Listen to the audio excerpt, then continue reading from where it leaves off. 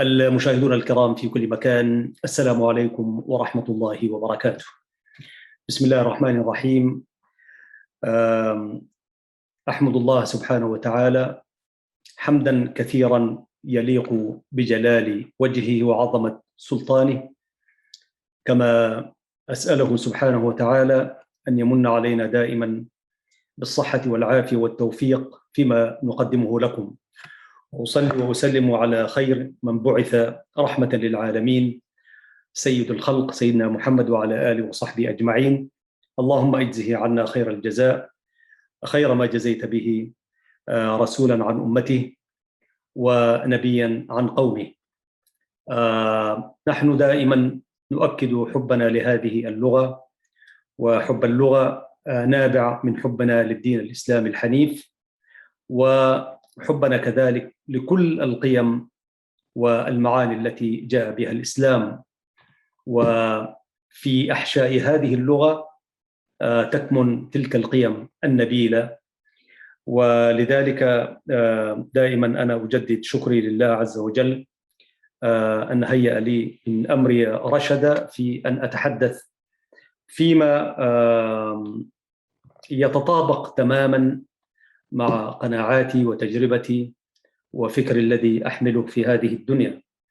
ونسأل الله سبحانه وتعالى حسن الخاتمة لنا ولكم مشاهدينا الأعزاء في كل مكان. اليوم عنوان الحلقة هي الحلقة رقم 21. عنوانها سيكون أعلام خدموا اللغة العربية في إريتريا. أعلام، قد يكون الأعلام رجال وقد يكونوا نساء، وكل من خدم هذه اللغة العربية وقدم خدمات جليلة وجاهد من أجلها وكافح، نحن في هذا البرنامج نوليه عناية ونوليه ذلك الاحترام والتقدير الذي يستحقه.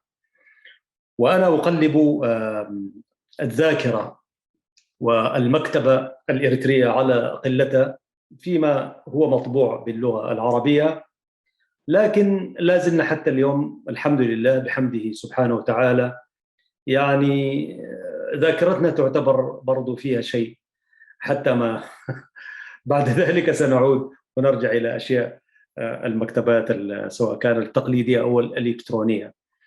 لكن من خلال الذاكرة وأنا أستشهد التاريخ وأراجع، فدوما يشمخ شخصية علامة علمية أدبية فكرية دعوية وسياسية في نفس الوقت، يبرز دائما سماحة الشيخ إبراهيم المختار أحمد عمر رحمة الله عليه، مفتي إريتريا الأول.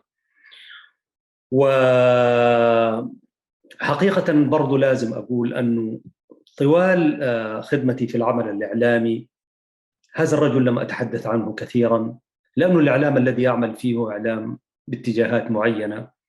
إلى حد ما تمكنت أن أتحدث في إرينا الدولية التي أعمل لها مراسلا هنا في أستراليا. تحدثت في برنامج متابعات ذات يوم في ذكرى وفاة استشهاد العلامة فضيلة الشيخ إبراهيم المختار أحمد عمر مفتي إريتريا الأول، ذلك أعتقد في واحد من سنوات شهر يونيو، لأنه هو توفي سنة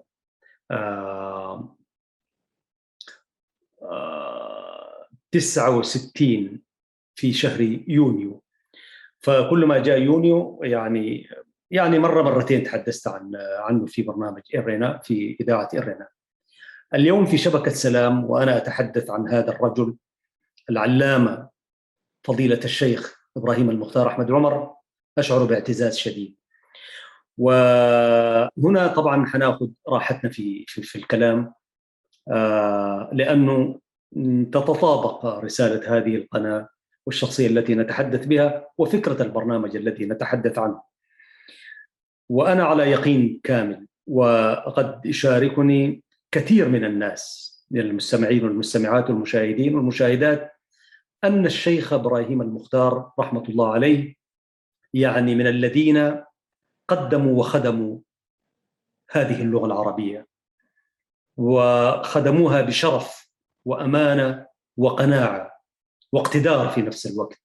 لأنه أحيانا يكون عندك أنت الرغبة لكن لم تتح لك، لا تمتلك أدوات. سماحة الشيخ إبراهيم المختار كان يمتلك أدوات هذه اللغة، ولذلك يعني نذر حياته كلها من أجل خدمة دينه عبر هذه اللغة العربية. أنا حتحدث اليوم في تقريبا 3 أو 4 ويمكن 5 محاور عن سماحة الشيخ، وذلك بالعودة أو اعتمادا على ما نشر في الموقع الذي يتحدث ويتناول سيرة سماحة المفتي، وهو موقع سماحة المفتي الشيخ إبراهيم المختار أحمد عمر رحمة الله عليه، مفتي إريتريا الأول.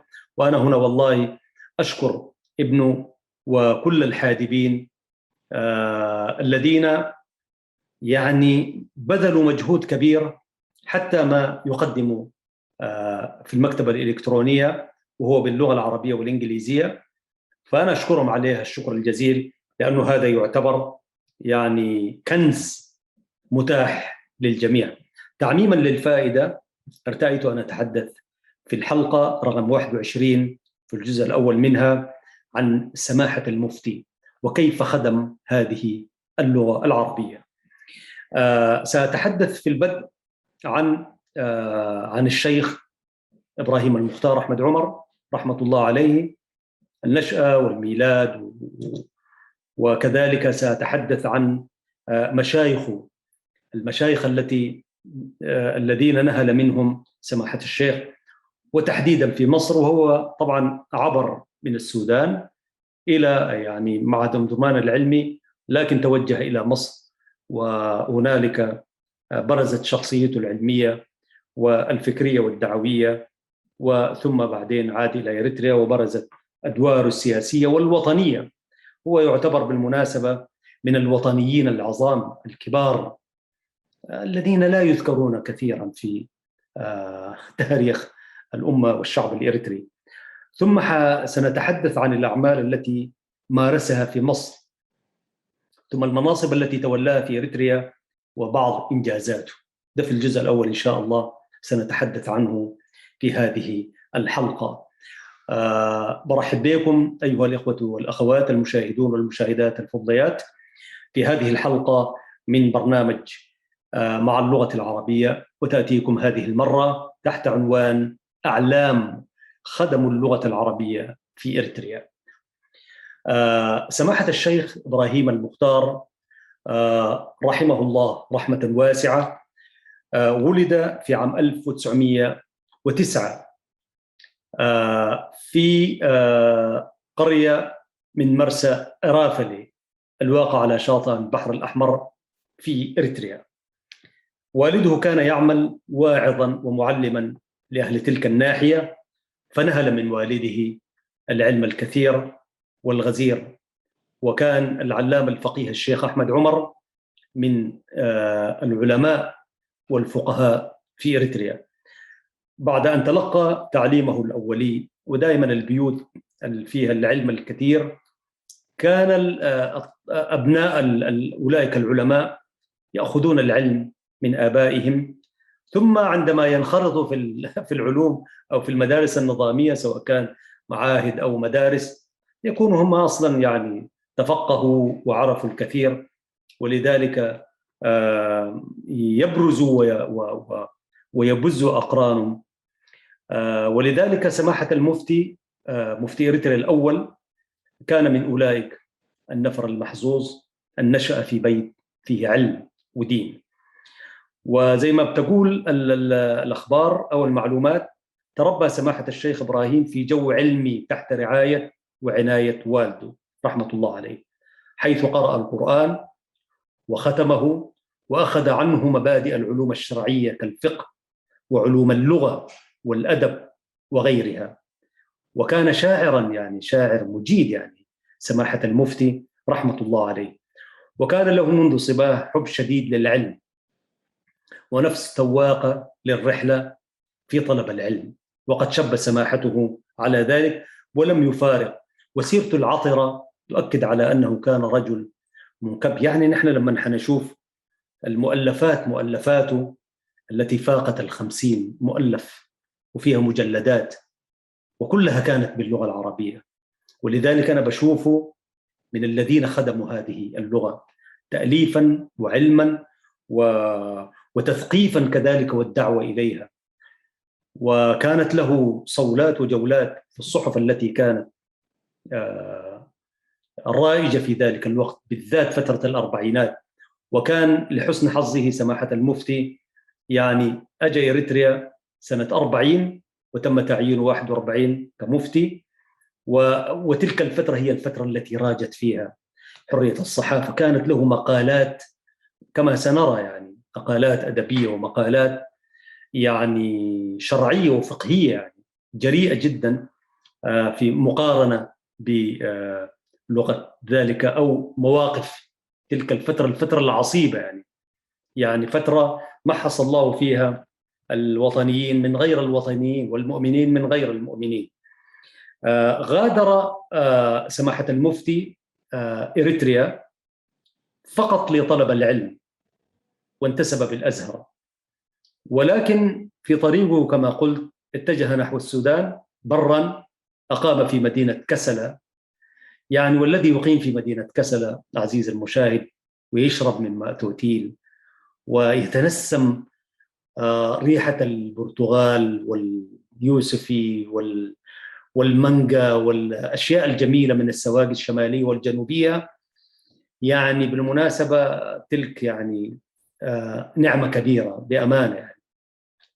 واتجه إلى أم درمان، كان ذلك عام 1925، وفور وصوله انتسب بمعهد أم درمان العلمي العالي على نفقته ونفقة زميله.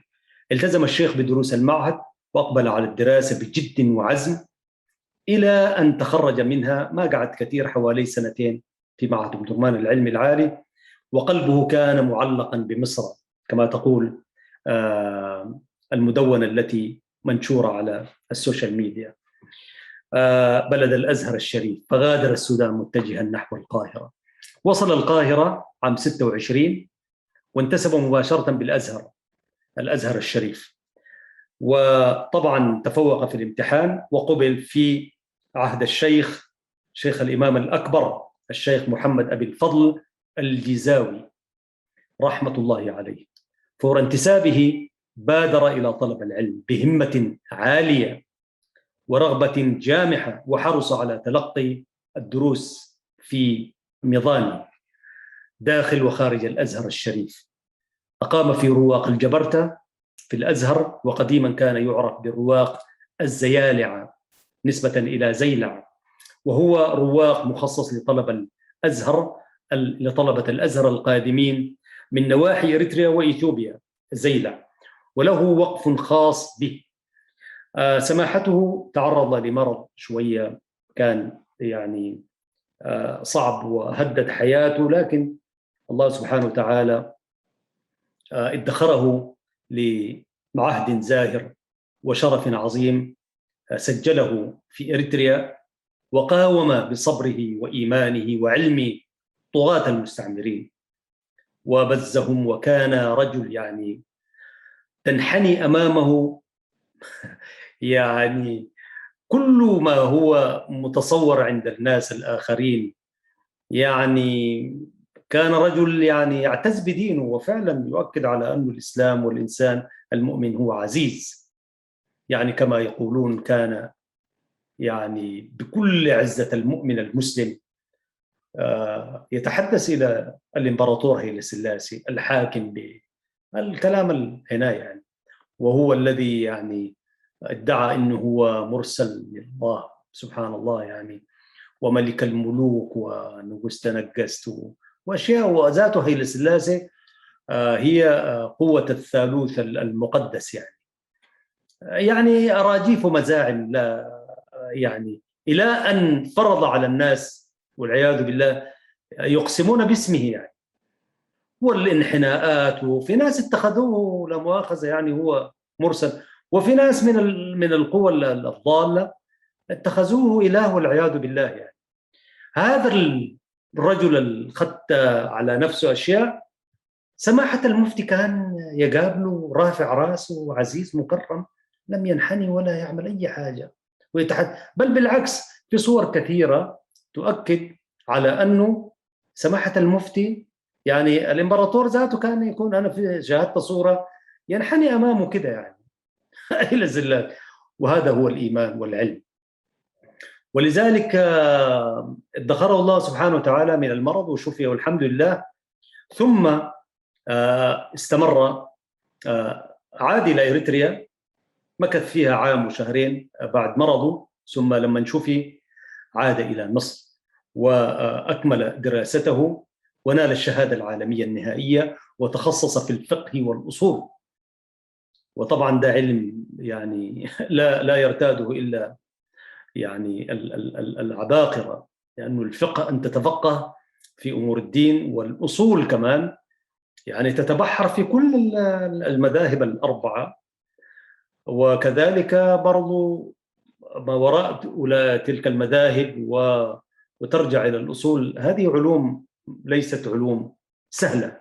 عاد الشيخ إلى الأزهر والشوق والحنين يحدوه إلى حلقات العلم، وعاد إلى دراسته بعزم وجد بإصرار قوي أكثر طبعا، حتى أتم تعليمه بنيل الشهادة العالمية في عام 1932 في عهد الشيخ شيخ الأزهر الأكبر الشيخ محمد أحمد الظواهري. لم يكتفي الشيخ بالحصول على الشهادة العالمية، بل واصل دراسته للدخول في الامتحان النهائي للحصول على الشهادة العالمية النهائية. تلك كانت تسمى شهادة العلمية للغرباء، العالمية للغرباء. فهنالك الشهادة العالمية النهائية. خلال تلك الفترة سماحة الشيخ المفتي إبراهيم المختار رحمة الله عليه يعني سعى للعلم على عدة مشايخ، وتردد على كثير، يعني مكتبات القاهرة دي هضما باحثا ودارسا، مما مكنه من مطالعة مخطوطات نادرة وموسوعات فريدة. وسعى الشيخ لتوسيع مداركه في مجالات إضافية أخرى، فانتسب في المدرسة الإيطالية ببولاق للتعلم، أي تعلم اللغة الإيطالية، ثم في مدرسة تحسين الخطوط الملكية. كان رجل لغوي، يعني يجيد أكثر من لغة، وعلى الرغم من ذلك كرس حياته كلها، لكن مؤلفاته كلها كانت باللغة العربية، وترجمت يعني مؤلفات وأعمال وكذا إلى لغات عدة، منها اللغة الفرنسية تحديدا كما قرأ. وبعد أن أتم الشيخ استعداده اشترك في الامتحان النهائي وحصل على الشهادة العالمية النهائية كما قلنا في 37 أغسطس في عهد الشيخ شيخ الأزهر الإمام الأكبر محمد مصطفى المراغي. يعني شوف، يعني مر عليه شيوخ كتار، شيوخ أزهر 3 شيوخ حتى الآن. بعد حصوله على الشهادة العالمية دخل في تخصص الفقه والأصول، ومكث فيها حوالي 3 سنوات حتى أتمه على أكمل وجه. لما نشوف مشايخه الذين تتلمذ عليهم، والله ناس فطاحلة ما شاء الله، رحمة الله على، يعني توفيوا تقريبا كلهم توفيوا كما تقول السير هنا. وهؤلاء الشيوخ كانوا من مدارس علمية مختلفة ومناحي فكرية متنوعة. ونذكر كما ذكرته المدونة بعض المشاهير من مشايخه.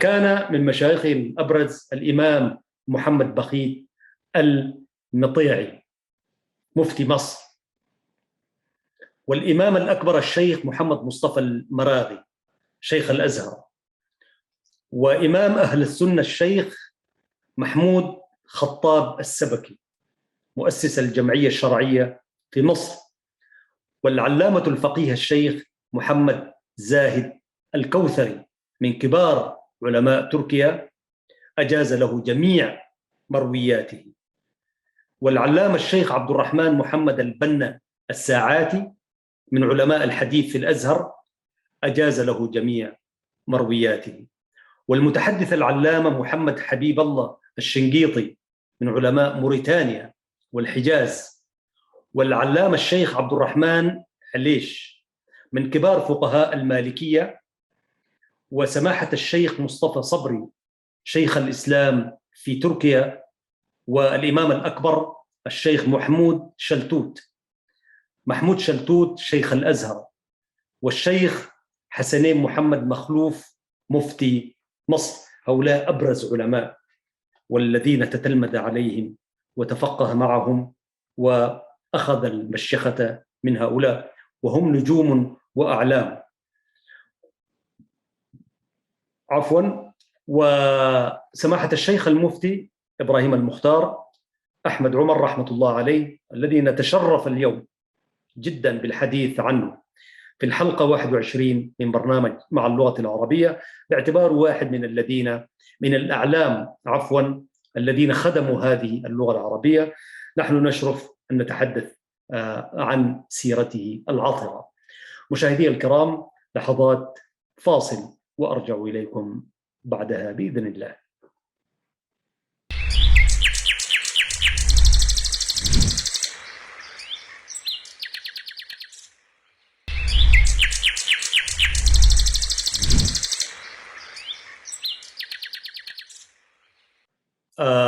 برحب بكم مرة ثانية مشاهدينا الأعزاء في كل مكان، ونسأل الله لكم السلامة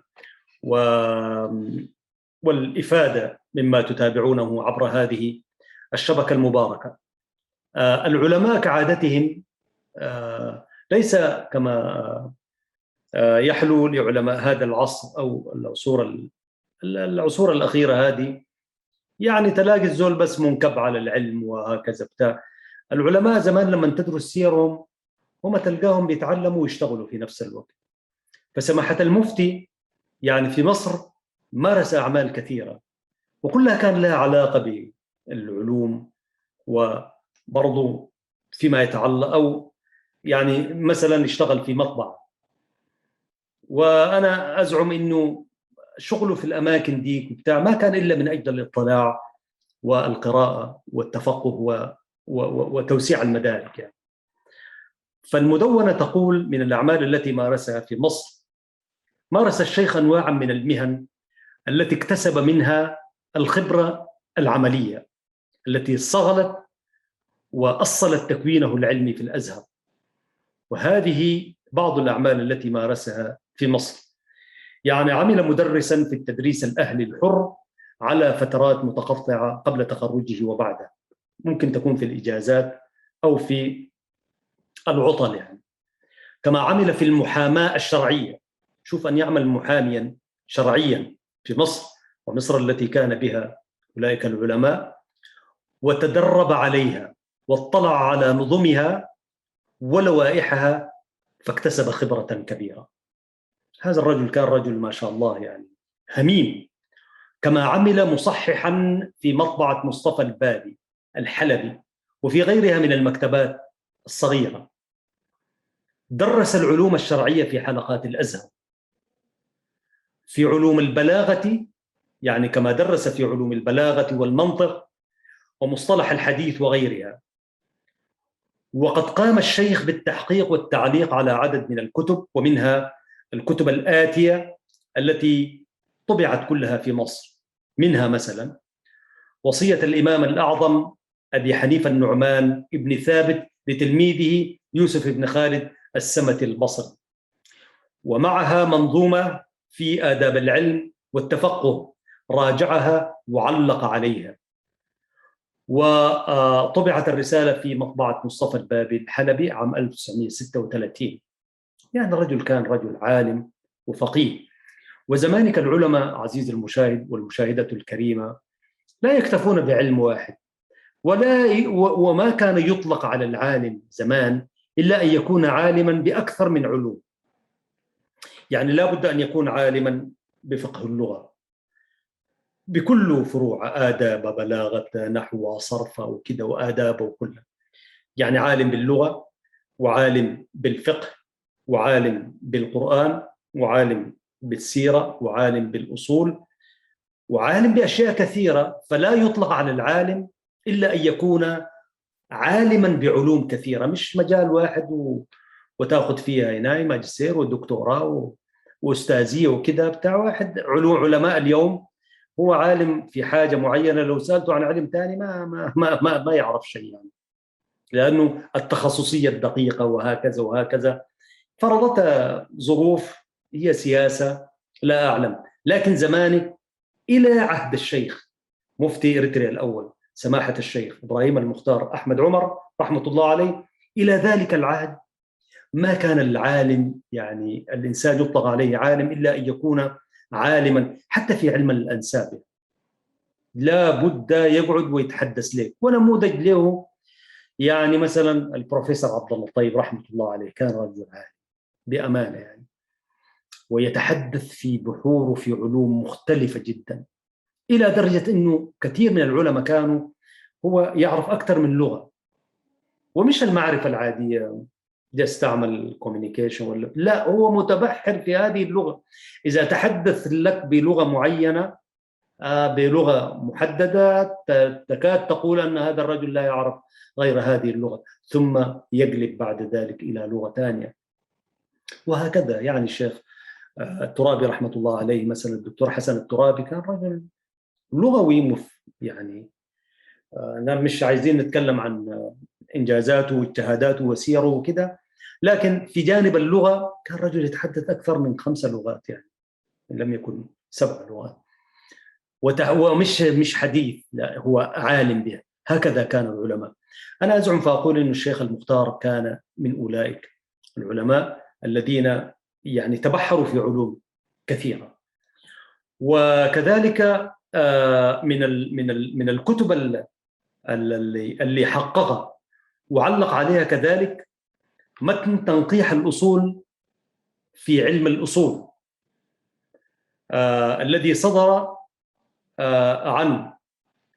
عن صدر الشريع عبد الله بن مسعود المحبوبي البخاري الحنفي، راجعه سماحة المفتي وصححه وعلق عليه بإضافة.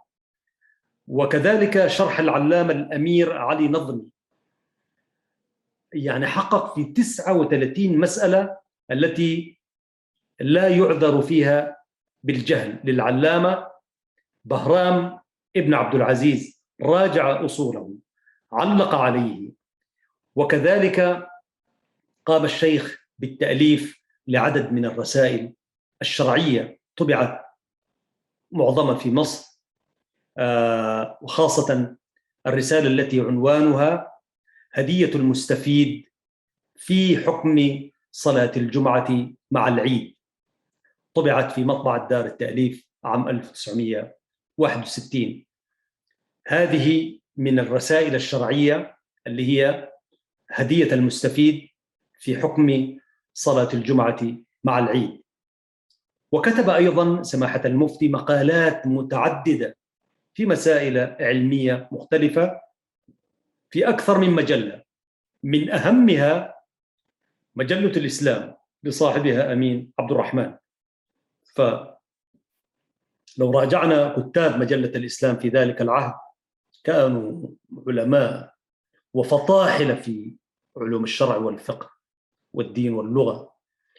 وقد توسعت كما تقول المدونة لسماحة المفتي مفتي إريتريا الأول الشيخ إبراهيم المختار أحمد عمر، توسعت اهتمامات الشيخ لتشمل الجانب السياسي والواقع الاستعماري. وكانت إريتريا في تلك الفترة مستعمرة إيطالية، وقد عاش سماحته السياسة العنصرية للاستعمار الإيطالي ورأى آثارها المجحفة، وبالتالي كان عنده الهم والنفس الوطني واهتماماته. وهذا ما انعكس عندما عاد إلى إريتريا قبل نهاية العهد الإيطالي بعام تقريبا. هو عاد سنة 1940 وتم تعيينه مفتي 41، ولذلك كان لصيقا بالهم الوطني والسياسات الاستعمارية. كيف لا يكون ذلك وهو الرجل العالم والمتبحر وعالم بأخبار وسير الدول الاستعمارية وما يعني تفرضه على أمة المستعمرين وبالتالي كان همه كبير. وكما تقول المدونة كان ينشر مقالات باسم مستعار حتى لا يلفت نظر العيون أو جواسيس إيطاليا المندسين وسط الإريتريين في مصر. وهو في مصر كان يكتب بأسماء مستعارة، ولقد صدرت صحيفة القلم الصريح عدة مرات، وأخيرا منعت من الصدور نتيجة لشكاوى الحكومة الإيطالية المتكررة. وكان سماحته يشارك أيضا في أنشطة بعض الجمعيات العامة، ومنها جمعية الشبان المسلمين في القاهرة التي كان يذهب إليها للاستماع لمحاضريها. مصر يعني طبعا في ذلك العهد جمعية الشبان المسلمين في القاهرة، يعني وأنا والله شفت المكتب ده في وسط البلد، يعني في زاوية كده، أنت لما تشوف قريب للمحكمة العليا أعتقد، فبس استرجع التاريخ. فسماحة المفتي كونه كان يتردد على جمعية الشبان المسلمين في القاهرة أكيد نال ما نال من الوعي السياسي والوعي الفكري والوعي الثقافي، كيف يكون الإنسان المسلم متسلحا بكل أنواع وأدوات الفنون العلمية والفكرية. عاد سماحة المفتي نتيجة لمرضه، عاد إلى إريتريا، ولكن شفي والحمد لله، فعاد يطلب العلم مرة أخرى. المدونة تقول أنه ونتيجة لحياة حافلة بالاجتهاد والدراسة والبحث العلمي المستمر، مع ما كان يعانيه سماحته من متاعب صحية سابقة، فإن المرض أعاوده حتى أجهد قوته وشل حركته، ومن جراء ذلك دخل المستشفى في أكتوبر سنة 39 تحت الإشراف الطبي، ومنع من الكتابة أو بذل أي مجهود. شوف هذا الرجل نحل جسمه وخلاص، يعني إلى درجة أن يصدر قرار بإشراف طبي أن يمنع من الكتابة أو بذل مجهود. أثناء وجوده بالمستشفى جاءه الخبر من السفارة الإيطالية بالقاهرة بتعيينه رئيساً للمحكمة الشرعية العليا بأسمرة بطلب من أعيان البلد في إريتريا وهو مريض. وعلى فكرة أسمرة كانت تكتب، وأنا أثني على أصحاب المدونة كتبوها أسمرة بالتاء المربوطة، وهي صحيحة ذاته، يعني حتى لما تنطقها ما بتنطق أسمرة، ما بتقول الألف الممدودة هذه، أسمرة التاء المربوطة، فمكتوب بهذا الشكل. وفي فترته كانت، وهكذا في كل الكتابات القديمة هكذا تكتب، زي ما تكتب أغردات مثلا. وحدين أغردات اليوم يكتبوها أغو بعد الغين ما يعملوش واو، فطوالي يعملوها أغردات يعني. ففي الكتب القديمة وفي الرسائل بتلاقيها، حتى في التذاكر وكده بتلاقيها ألف غين واو، أغر راء ودال ألف تاء، وهكذا بالنسبة لأسمرة. المدونة تقول تردد في قبول هذا التعيين نظرا لعدم رغبته في العودة إلى وطنه وهي تحت الاستعمار، لكنه بعد ضغوط متواصلة تعهد بقبول الوظيفة وهو لا يزال في المستشفى. وبعد أن تماثل للشفاء بدأ يستعد لمغادرة مصر، فاتجه إلى السويس ومنها إلى ميناء مصوع بحرا حتى وصل إليها في 13 من أبريل 1940، ثم اتجه بعدها إلى العاصمة أسمرة لتولي مهام الإفتاء والقضاء، حيث وصلها في 10 من ربيع الأول 1359 هجرية الموافق 16 أبريل 1940. لما نجي للمناصب، طبعا عندما فارق مصر يعني كانت روحه تتوق وحنينه يعني هائج وعالي للحنين في مصر. والذي عاش في مصر بالمناسبة يعني دائما فراق مصر شوية صعب يعني. وزي ما قال شوقي، أعتقد شوقي، كم ذا يكابد عاشق ويلاقي في حب مصر كثيرة العشاق. ومصر التي يعني مصر الجميلة والغالية حضارة وكده، يعني أن تفارقها حتى لو تعاني فيها، فما بالك بسماحة المفتي الذي تعلم فيها وأخذ فكره وعلمه منها، طبعا يحن إليها كثير. ورغم هذا الحنين فكان آخر عهد لسماحته بالأزهر، ولم تتسنى له العودة أخرى. لم يعد مرة أخرى إلى مصر بعد رحيله وانشغاله بشؤون القضاء والإفتاء في إريتريا.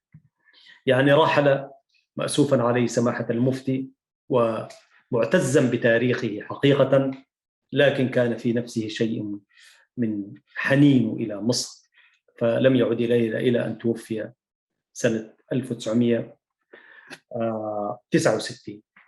المناصب، عندما نرى المناصب التي تولاها سماحة المفتي، انخرط سماحته في الحياة العامة لإريتريا فور وصوله. يعني ما قال يا جماعة خلونا ناخذ راحتنا كده شوية، ونحن والله تعبنا وعملنا زي الحركات اللي بنعملها نحن علماء هذا العصر. يعني على طول دخل، وهو الرجل الذي يعني الرجل الأطباء منعوه إنه يألف ويكتب ويقرأ وكده.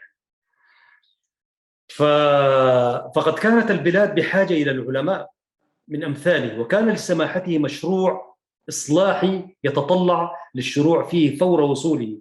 رجل صاحب مشروع يعني، وصاحب المشروع زي ما قال المتنبي: على قدر أهل العزم تأتي العزائم، وتأتي على قدر الكرام المكارم. وفي بيت شعر أنا استمعت له قبل أيام لمحمد مهدي الجواهري، ذلك الشاعر العراقي رحمة الله عليه، بيقول أنه طول العمر معناه، يعني ما بتذكر هسي، يعني طول العمر بدون هدف مطمح خجل. يقول يعني أنت تسير بك الدنيا وما عندكش مطمح هدف معين كده، يعني مطمح خجل. قال يعني ففعلا يعني الإنسان لابد يكون عنده هدف معين راسمه يمشي إليه، وقد يسير أو قد يسلم الراية لآخرين. فسماحته كان يعني من أولئك النفر والعزم، فباشر أعماله دون تباطؤ، وعلى مدار الأيام تولى العديد من المناصب، أهمها أولا رئيس محكمة الاستئناف الشرعية النهائية، وقاضيا لقضاء إريتريا فور عودته من مصر. يا أول منصب ده، تخيل، رئيس المحكمة الاستئنافية الشرعية النهائية وقاضيا لقضاء إريتريا. مفتي الديار الإريترية وهو المفتي الأول 1940. مفتي كافة المحاكم الشرعية في يونيو 1940، وقد كلفه الحاكم العام بتفتيش 93 محكمة في إريتريا وإثيوبيا، وقد شرع في ذلك لكنه لم يتم بسبب قيام الحرب المعروفة. يعني رئيس كافة أوقاف إريتريا في نوفمبر 43. رئيس جبهة العلماء الإريترية بعد أن سعى إلى إنشائها في مايو 52. جبهة العلماء زي الرابطة، رابطة علماء إريتريا، جبهة العلماء. وقد كان سماحته أول من تولى هذه المهام، وأول من وضع لبناتها وأرسى قواعدها. بالإضافة إلى هذا فقد عين سماحة المفتي قاضيا في محكمة إريتريا الكبرى النهائية المكونة من 3 قضاة. في سبتمبر 52 بعد القرار الفيدرالي المشؤوم أنا قاعد أقول براي، وقد كان لهذه المحكمة دور مهم في الحفاظ على استقلالية القضاء الوطني والدفاع عن الحقوق الدستورية، ونقض الكثير من قرارات السلطة التنفيذية المخالفة للدستور. طبعا فترة دي، فترة بتاعت 52، كانت فترة عصيبة جدا، فترة يعني حبكت فيها مؤامرة إثيوبيا والدول العظمى على رأس أمريكا وبريطانيا ودول أخرى، يعني ربط إريتريا من طرف واحد، ويعني نتيجة لأطماع ودولية وإقليمية وانصياع عدد من مواطني إريتريا سامحهم الله أيا كانت الأسباب، فربطوا إريتريا. فكانت يعني من الصعب جدا في ذلك الوقت أن تنقض كثير من قرارات السلطة التنفيذية المخالفة للدستور، الدستور الفيدرالي، إلى أن يتم إلغاؤه بعدين يعني. ولذلك هذا الرجل كان جبهة لوحده، يعني هو تقدم وسبق يعني ما دارين نقول سبق الحركة ذات، لكن والله كثير من العلماء وحتى هذا الرجل المفتي رحمة الله عليه كان يعني له دور كبير وبصمة واضحة حتى في تأسيس الرابطة الإسلامية. فأنا داير أقول أنه كثير من العلماء والمفكرين الناس ما بتتناول حاجاتهم، وقد يكون هم سبقوا يعني حتى العمل والكفاح والعمل السياسي. أنا أزعم فأقول أنه هو هذا الرجل بوطنيته وفكره وعلمه هو سابق لتاريخ الحركة ذاته. تاريخ الحركة اللي هي كانت العمل السياسي قبل العمل الكفاح المسلح. فيما يتعلق بإنجازاته وإصلاحاته نحن سنأتي إليها عزيزي المشاهد وعزيزتي المشاهدة في الجزء الثاني، ثم حتحدث بشكل مفصل عن يعني إضافاته في هذه اللغة العربية، وحتحدث كذلك عن إصداراته اللي كانت يعني كم هائل، يعني بمعنى مؤلفاته، وكيف كان يتحدث عن اللغة العربية. يعني مثلا في رسائله في الزاوية بتاعت النوافذ التاريخية، خطاب المفتي سماحة المفتي لطلب استمرار تدريس اللغة العربية. الكلام ده يعني كان سنة 1963، يعني إثيوبيا يعني دخلت إريتريا تحت أنيابة وخلاص دخلتك جوا أمعاء، وبدأت تمارس السياسات القضاء على اللغة العربية وغيرها. المفتي بكل شموخه بكل عزة يكتب يحرر خطاب ويحرره اليمين لنائب حاكم عام إريتريا في توراري تسفى يوهنس، يكتب رسالة رسمية إنه استمرار تدريس اللغة العربية، وخطاب قوي. فإن شاء الله حنجي نطالع وإياكم مشاهدينا الكرام في الحلقة القادمة بإذنه تعالى. نقول في الأخير عزيزي المشاهد وعزيزتي المشاهدة أن سماحة المفتي، وسنتحدث عن مؤلفاته، عاصر 4 أنظمة استعمارية، يعني السنة الأخيرة للعهد الاستعماري الإيطالي، ثم الفترة الإدارة، فترة الانتداب، الإدارة البريطانية، إدارة الحكم العسكري البريطاني، ثم الفترة بتاعت الفترة الفيدرالية اللي هي سبقت للفترة بتاعت الإمبراطور هيلي سلاسي، ثم الفترة بتاعت الإمبراطور هيلي سلاسي، وتوفي رحمة الله عليه عام 1969.